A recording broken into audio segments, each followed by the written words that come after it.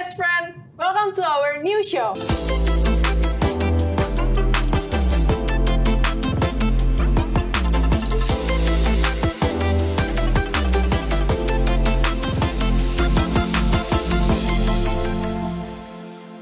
Ini kita akan membahas seputaran perkembangan market dan makroekonomi yang bisa kamu cerna dengan mudah. Sebelumnya, kenalin nama aku Feren selaku host. Pada kesempatan kali ini, kita akan membahas seputaran properti. Karena belakangan ini kelihatannya ada banyak sekali event expo properti seperti BCA Expoversary, Indonesia Property Fest oleh Bank BTN, dan Find Your Property Fest oleh Bank Mandiri. Jadi penasaran gimana ya efeknya ke sektor propertinya langsung? Nah, lebih lanjut pembahasannya tentunya aku nggak sendirian nih teman-teman. Akan ditemani oleh Pak Andre Benas. Halo Pak Andre. Hai Feren, hai best friend. Nah, sebuah kehormatan nih bagi aku bisa ngobrol langsung dengan Bapak Andre sendiri. Nah, kemarin Pak, kalau boleh tahu Bapak kemarin sempat visit nggak ke expo-expo yang udah dilaksanakan sebelumnya? Kalau expo sebenarnya jarang ya, cuman kemarin karena BCA ngadain Expoversary yang pertama kali setelah pandemi, mungkin udah 3 tahun ya, jadi aku sempatnya visit ke sana gitu, dan rame banget BCA Expoversary-nya, jadi itu banyak banget ya, kita lihat di sana ada banyak sektor juga, nggak hanya properti aja sih, ada properti, ada kendaraan bermotor, ada travel, ada fashion. Cuman memang yang paling besar kita lihat properti. Dan kemarin kalau kita lihatin di JCC atau misalnya di expo yang lain, memang udah banyak kayak bank-bank yang lain mengadakan expo untuk properti juga, Feren. Benar-benar. Kalau dari expo kemarin yang menarik menurut Bapak apa nih Pak? Kalau expo yang menarik dari kemarin sih sebenarnya yang gue lihat menarik ya. Ini karena interest rate-nya kan sebenarnya ya teman-teman udah pada tahu lah interest rate lagi naik gitu. Tapi kok banyak yang jualan mobil sama motor, banyak yang jualan properti. Nah ini demand-nya seperti apa sih gitu ya. Apalagi properti gitu. Kita tahu lah kemarin pas pandemi properti itu kan ya banyak yang bilang wah properti nggak laku karena kan daya belinya susah gitu. Tapi ya kalau kita lihatin secara historical ya di tahun 2022, 2021 justru penjualan properti naik gitu. Nah di 2023 ini sih ya walaupun ada interest rate-nya naik ya, tapi kayaknya demand untuk properti terutama untuk rumah pertama kayaknya sih masih oke gitu. Jadi gua rasa sih ya kelihatannya marketnya sih fine-fine aja ya untuk sementara. Mungkin belum sampai crash kayak di Amerika, cuman kalau dibilang melambat juga, kayaknya nggak juga. Kalau cepet, jadi menurut saya moderasi lah. Oke. Jadi kalau menurut Bapak, kemungkinan di Indonesia tuh bakal properti bubble nggak Pak? Kalau properti bubble menurut gua sendiri sih ya, kalau untuk properti bubble sih kayaknya belum lah ya, karena kalau kita lihat dari tingkat kepemilikan rumah juga belum sebanyak kayak di China gitu. Kemudian atau misalnya kayak di US pas tahun 2008 ya gitu. Kalau di Indonesia sendiri banyak teman-teman milenial Gen Z yang sebenarnya belum punya rumah kan. Iya, jadi masih mencari rumah gitu. Jadi kalau ditanya bubble atau enggak, ya kayaknya belum gitu. Cuman kalau ditanya apakah harganya akan meledak-meledak seperti tahun 2013, kayaknya juga enggak gitu. Cuman kalau kita lihat memang dari demand properti ini, kalau untuk Gen Z yang atau milenial ya pasti carinya kan first home, mungkin rumah tapak ya. Rumah tapak sekarang kayak lebih laku gitu dibandingin dengan apartemen. Kalau apartemen ya mungkin waktu itu tahun 2013 sempat booming ya, orang pengen tinggal di dalam kota semua gitu. Tapi semenjak pandemi kayaknya kan ya kita kenal konsep hybrid office work lah ya. Jadi kerja sebenarnya ya mungkin nggak 5 days in Jakarta, tapi mungkin bisa 4 days atau 3 days. Dan waktunya kan sekarang lebih lenient ya, nggak kayak zaman dulu gitu mesti on time nyampe kantor jam 8. Kalau sekarang ya nyampe kantor bisa jam 9, meeting jam 8-nya bisa di rumah atau bisa di jalan gitu. Jadi sebenarnya rumah di outer city ini juga cukup menarik ya. Tapi baik lagi ini tergantung size-nya juga sih gitu. Kalau untuk milenial ya saya rasa ya rumah-rumah 100 meter, 110 meter, atau mungkin rumah RS ya masih cukup menarik. Tapi baik lagi tergantung daya beli, tergantung kebutuhan sama tergantung kantong masing-masing, punya kantong apa enggak. Tapi demand gue lihat sih masih menarik ya, terutama untuk first home buyer. Kalau untuk rumah luxury beda lah ya. Kalau rumah luxury itu kan ya secara pocket size-nya aja juga udah beda gitu. KPR-nya pun juga KPR-nya tingkat tinggi gitu ya. Mungkin di atas 5 miliar, 10 miliar. Itu sih ada marketnya sendiri gitu. Tapi sebenarnya yang growing very fast itu kan yang properti yang di bawah 2 miliar lah. Di bawah 2 M ya. Iya, berarti buat target marketnya lebih ke milenial berarti ya, Betul. Pak? Oke, mungkin kita agak flashback dikit nih Pak. Kan tadi sempat mention kalau misalnya Expo itu udah mangkir 2-3 tahun kan. Nah, sebenarnya kalau dari akibat pandemi nih, sektor properti itu impact-nya seberapa besar sih? Oke, kalau lihat dari historical marketing sales sih sebenarnya 2 tahun terakhir properti kita nggak jelek-jelek banget ya. Mungkin kita lihat kontribusi penjualannya itu memang banyak dari luar Jakarta. Jadi kayak daerah BSD, daerah Bogor, daerah Bekasi. Sebenarnya ini yang drive property market di Indonesia lah. Kalau kita ngomongin kayak perusahaan Sumarekon, Ciputra. Nah ini kan project-project sama BSDE ya. Project-projectnya tentu aja ini kebanyakan di luar kota gitu. Untuk Sumarekon sama BSDE daerah Tangerang Selatan ini jadi favorit orang-orang lah. Makanya itu sebenarnya yang ngedrive properti di luar Jakarta itu ya perusahaan-perusahaan ini. Untuk Ciputra sendiri kita lihat memang banyak grow-nya itu di luar Jakarta ya, mungkin di Kalimantan, Sulawesi. Nah ini mungkin juga akibat dari ekonomi di luar Jawa, mungkin dari nikel ini menyebabkan banyak daya beli di daerah itu ya cukup lumayan gitu. Nah kalau ditanya surut atau enggak, ya pastilah ya pas pandemi kemarin 2020 ya, 2020 awal ya pasti turun ya. Orang kan nggak tahu ya, uncertainty gitu ya. Kapan nih COVID-nya kelar gitu. Tapi kalau sekarang kan COVID udah lewat lah ya, bisa dibilang kita udah nggak di pandemi lagi, jadi uncertainty-nya udah hilang gitu. Cuman kan ya ini orang-orang pada takut, wah resesi nggak ya 2003 resesi nggak ya, kita mesti beli rumah atau enggak. Ya kalau ditanya resesi atau enggak, ya nggak ada yang tahu jawabannya. Even ekonomis pun juga datanya bingung gitu. Jadi menurut pengamatan sih sebenarnya property sales masih oke. I think kayaknya orang banyak yang cari landed house untuk pertama kalinya juga. Jadi demand-nya masih oke. Dan apalagi sekarang KPR juga bunganya lagi murah. Justru ini bingung ya, bunga lagi tinggi kok KPR murah gitu ya. Mungkin teman-teman best friend juga bingung kok bisa gitu ya. Bisa gitu. Sebenarnya konsepnya kalau misalnya untuk banks itu ya kalau bisa bunga ini kan udah tinggi ya. Jadi kan sebenarnya berarti ekspektasi ke depan apakah bunga akan naik lagi atau enggak? Biasanya kan kalau udah naik tinggi pasti turun kan. Nah kalau misalnya dalam 3-4 tahun lagi ntar turun, ya berarti kan secara interest rate-nya berarti nanti mereka harus turunin kan.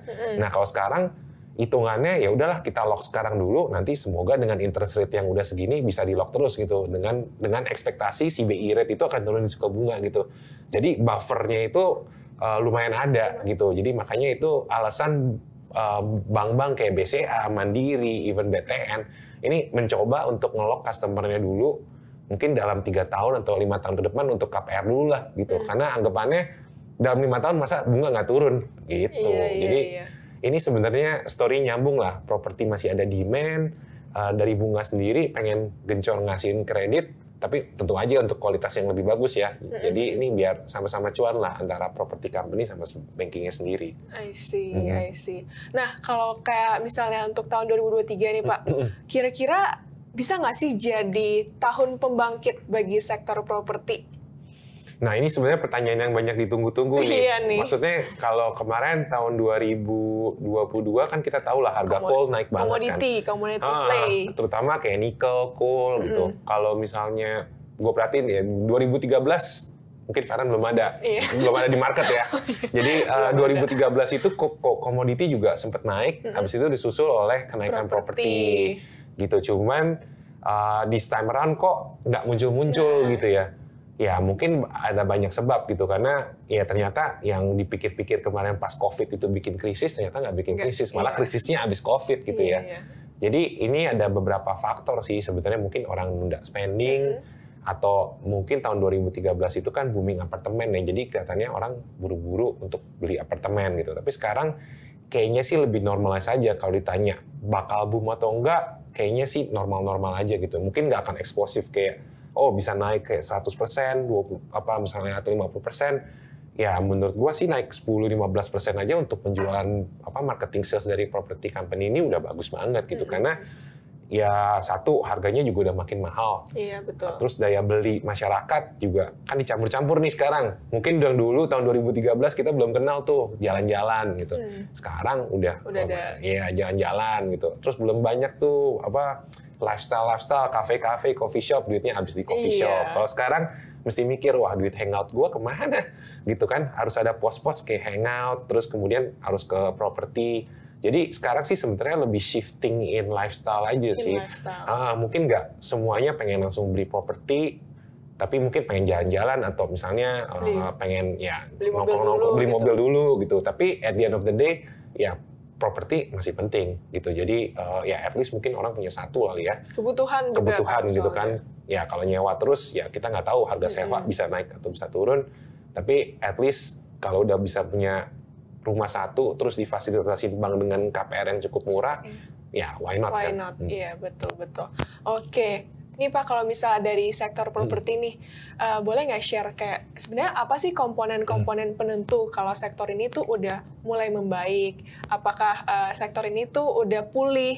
Itu tuh ada nggak sih komponen atau faktor-faktornya yang bisa kita lirik?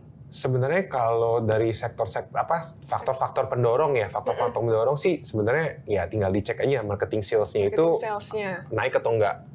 Kemudian kalau naik sih gue rasa naik lah, karena satu inflasi juga. Harga tanah misalnya kayak di BSD juga makin mahal, nggak makin murah. Di peak harga tiap minggu naik kan. Naik. Ya kan, jadi itu pasti marketing sales naik. Kalau masalah volume naik atau enggak, nah itu tergantung. Tapi ya buat property company sih sebenarnya not necessarily volume itu penting ya, karena yang dinilai kan lebih kayak value-nya gitu ya. Ya at the end of the day harga tanah akan selalu naik. Gitu. Jadi kalau property marketing sales naik, ya it's a good indication bahwa market kita normal lah, nggak ada bust gitu.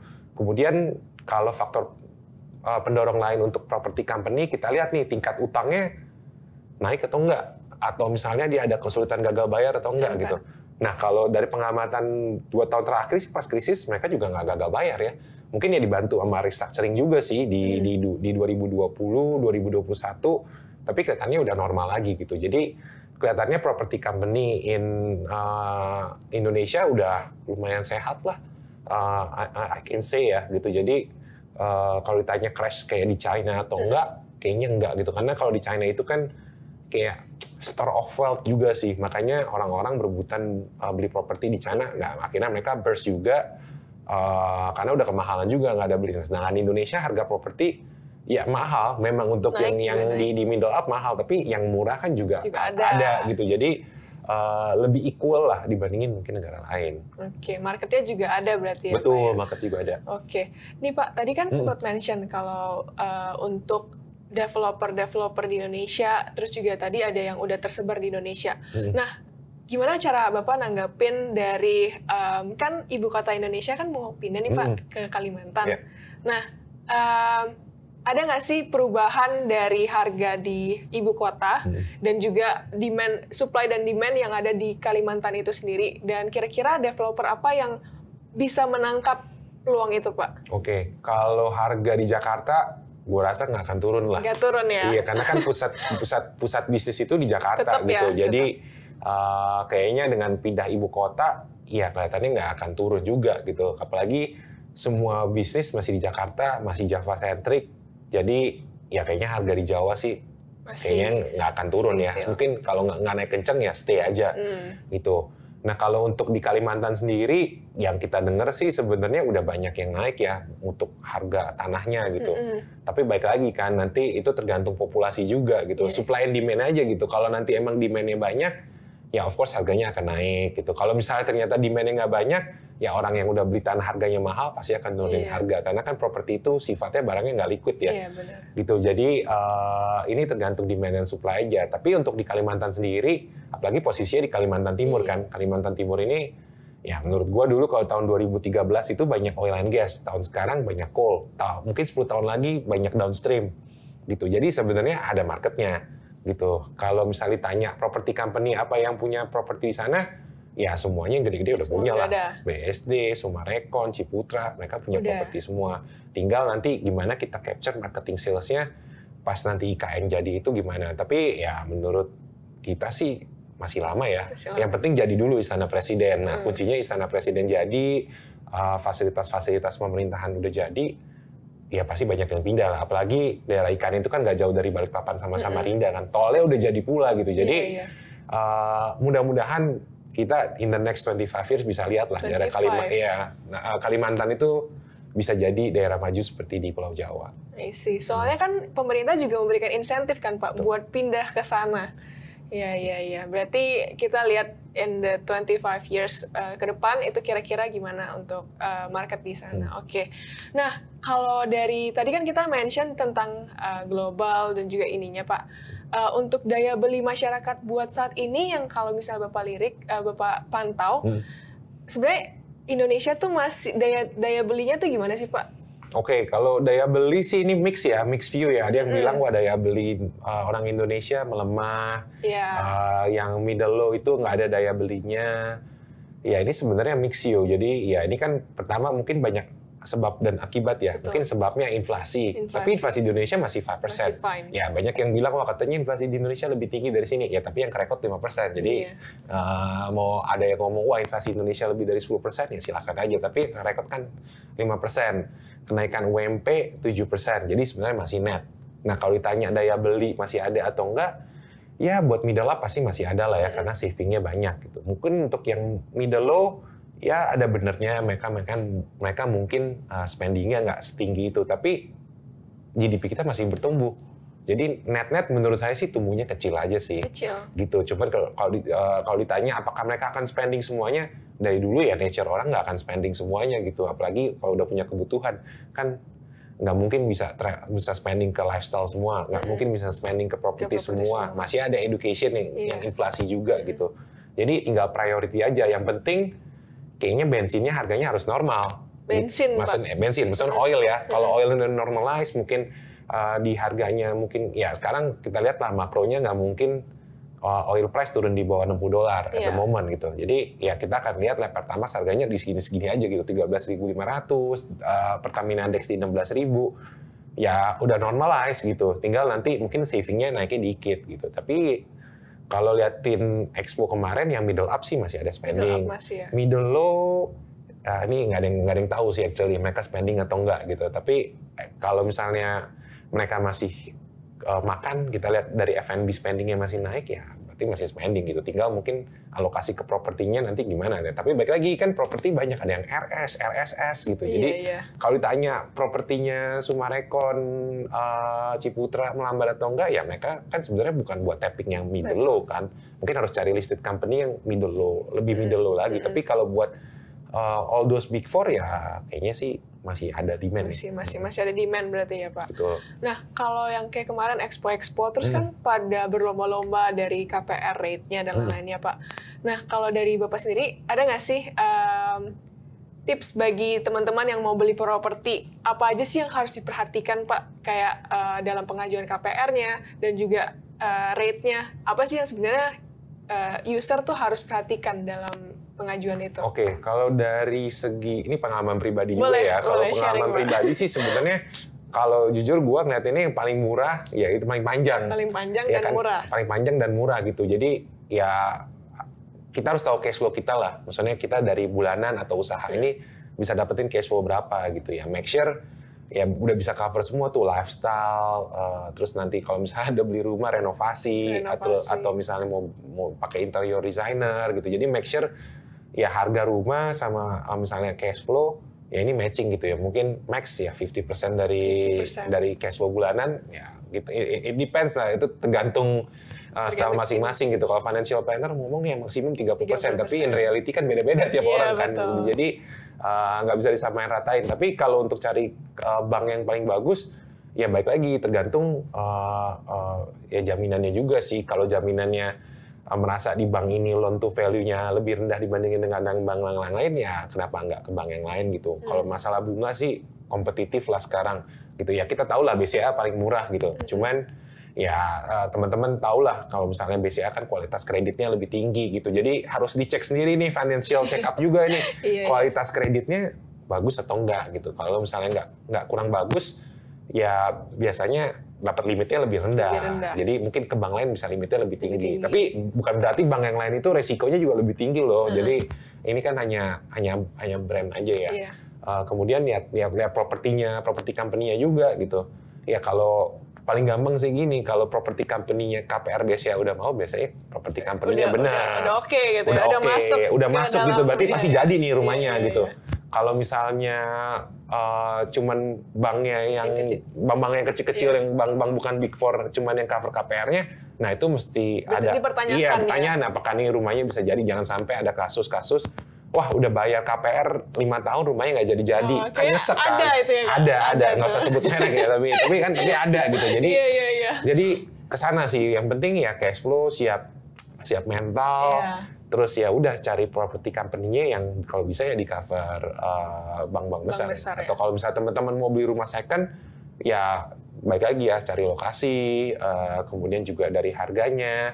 Ya, ini semua harus di-matchingin dengan your financial profile. Gitu. Oke, berarti tipsnya yang pertama pilih rate yang kompetitif, yang paling oke, dan yang kedua dari developernya itu ya Pak ya. Kira-kira udah masuk, maksudnya udah big company atau belum gitu ya.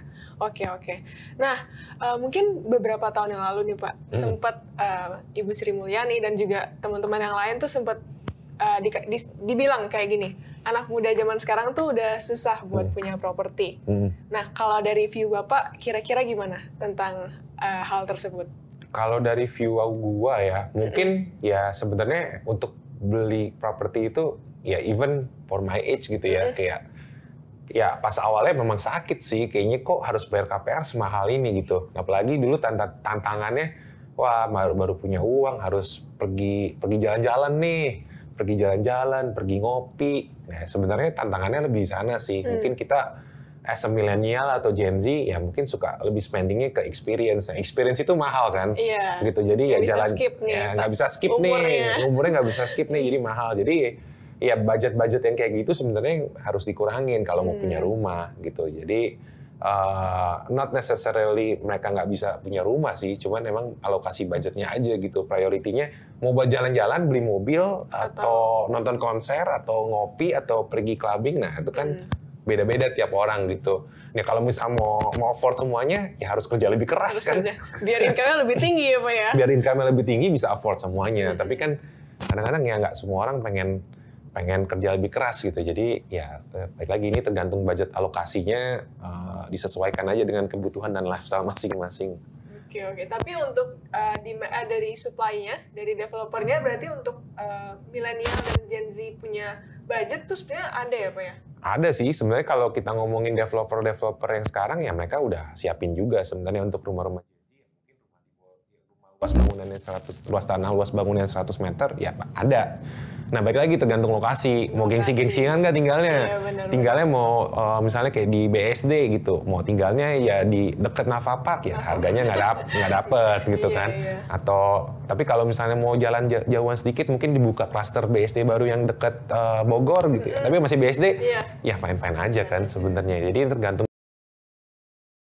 sih. Gitu, kalau ditanya budget mah ada. Atau misalnya mau tinggal di komplek lama, ya kan bisa nyari pelan-pelan keliling komplek kan. Oke, kita lanjut ya Pak ya ke segmen selanjutnya. Jadi segmen selanjutnya ini adalah this or that. Jadi Bapak tinggal pilih, ada pilihannya, 2 pilihan. Bapak tinggal pilih di antara 2 pilihan itu. Nah, aku pertama akan kasih konteks dulu. Jadi yang untuk pertanyaan pertama itu adalah untuk pasangan baru. Nah, untuk pasangan baru, menurut Bapak, mendingan sewa rumah atau beli rumah dulu nih, Pak? Oke, pasangan baru. Ya, ini pertanyaan yang cukup sulit. Kalau pasangan baru, if I can repeat my time, kayaknya sih sewa dulu ya.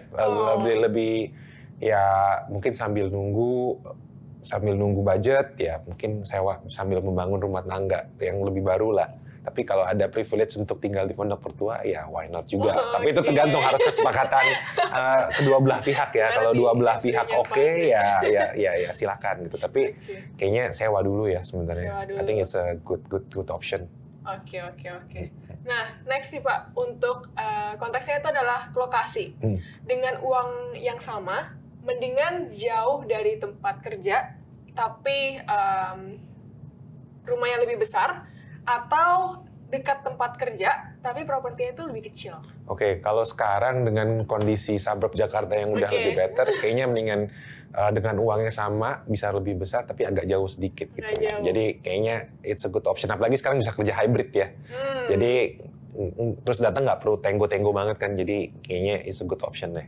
Itu berarti ada privilege dari jabatannya, guys. Ya, nggak juga sih, tapi sekarang udah kebanyakan kan kalau kayak kerja di younger company kan udah bisa lebih aman lah ya, lebih fleksibel, flexible working. Berarti ada perks juga ya dari COVID-19 ya.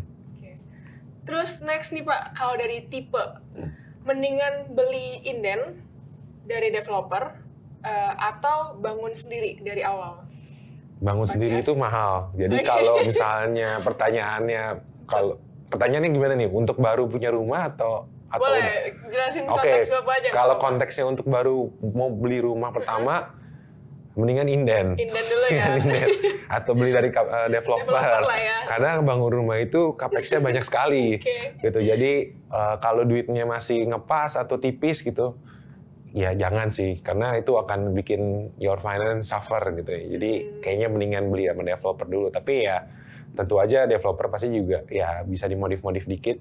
Cuman untuk the perks of your financial check-up, kayaknya mendingan beli dari developer dulu. Bukannya tapi kalau bangun sendiri itu bisa yang kayak setengah dulu ada duit, terus bangun, terus nanti... Ya, biasanya itu kalau bangun sendiri nggak ada limitnya gitu ya. Udah ngeliat barang, wah pengen lagi, bagus lagi, ganti, upgrade. Nah ini nggak suka, cocok, upgrade gitu. Jadi kalau duit is not a problem ya silakan. Tapi kalau duitnya is a problem jangan. Jangan. Biar ada limit juga berarti ya Pak. Kalau misalnya dari payment nih Pak, untuk beli properti, mendingan cash keras atau KPR menurut Bapak? Kalau untuk saya sih mendingan KPR ya. Karena kayaknya kalau cash keras bisa dipakai untuk usaha kan gitu. Kecuali ya duit is not a problem lagi, beda lagi gitu. Tapi kalau misalnya kita ya as a commoners, kelihatannya KPR sih is the most logical way ya untuk melakukan pembelian rumah. Mau bekas, mau baru, kayaknya KPR lebih wise aja sih, karena kan ya capital bisa digunakan untuk keperluan yang lain. Thank you Pak untuk jawaban di segmen disordered-nya. Mungkin untuk terakhir nih Pak, Bapak bisa nggak kasih pandangan Bapak view-nya terhadap secara keseluruhan sektor properti ke depannya seperti apa, dan kira-kira emiten apa yang bisa dilirik di tahun 2023 nih Pak? Untuk sektor properti ya masih cemerlang ya. Kelihatannya valuasi masih relatively murah gitu dibandingin dengan mungkin historical 5 tahun atau 10 tahun masih murah. Jadi kalau teman-teman belum bisa beli tanahnya, beli saham propertinya aja gitu. Tapi ya pikirannya harus agak panjang aja ya. Jangan kayak kalau bisa besok naik gitu. Kalau bisa besok naik agak susah gitu. Semua orang juga mau gitu.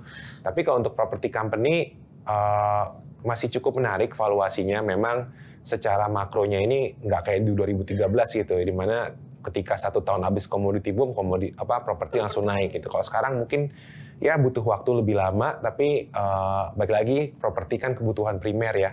At the end of the day, orang-orang pasti akan beli properti juga, mau 1, mau 2, tapi at least mereka harus punya 1.